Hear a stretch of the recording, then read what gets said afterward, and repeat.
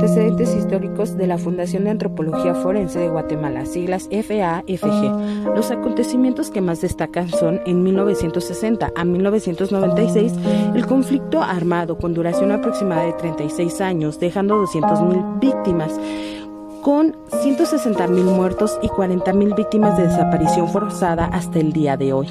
Se reúne el equipo forense para la investigación del mismo.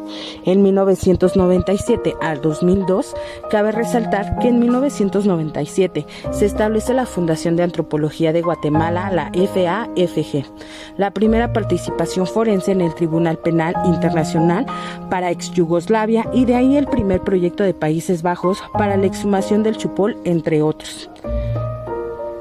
Se ejecutó el proyecto para el Manual de Procedimientos para la Investigación de Antropología Forense con el MP para las exhumaciones y un nuevo proceso penal. 2003 a 2009. Se inició la investigación en la antigua instalación militar en San Juan y la recuperación de 200 víctimas.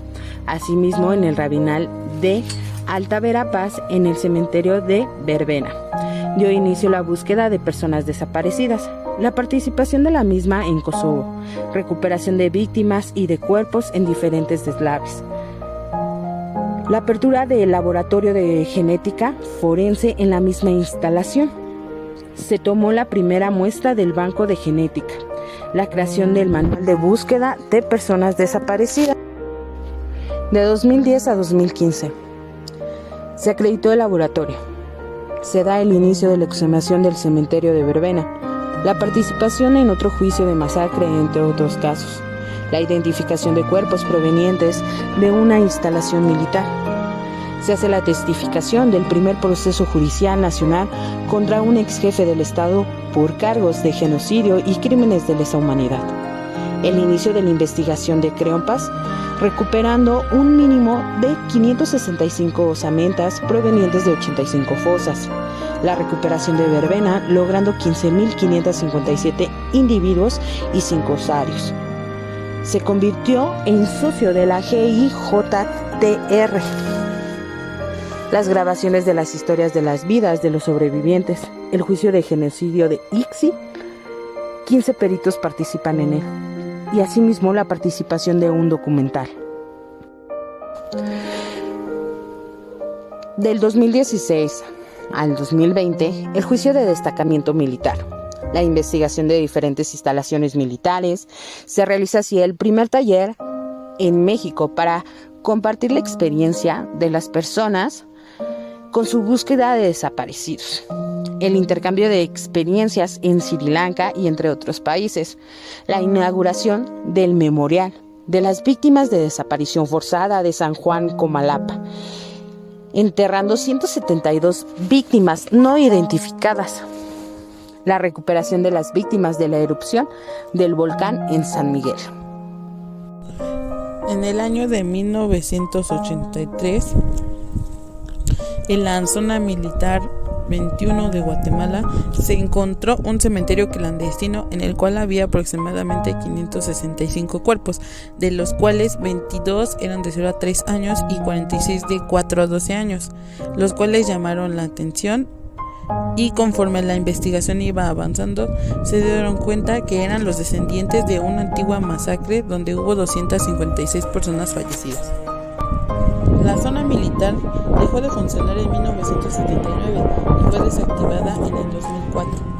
Aún así, el MP consiguió permisos para excavar en los años de 2012 y 2014, donde encontraron otras 85 fosas de campesinos sobrevivientes de masacres, líderes comunitarios y personas que colaboraron con la guerrilla.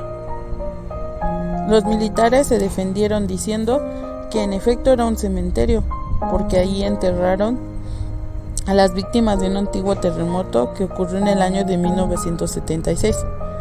Pero los abogados del caso refutaron diciendo que en las fosas se encontraron cuerpos con los ojos y pies vendados.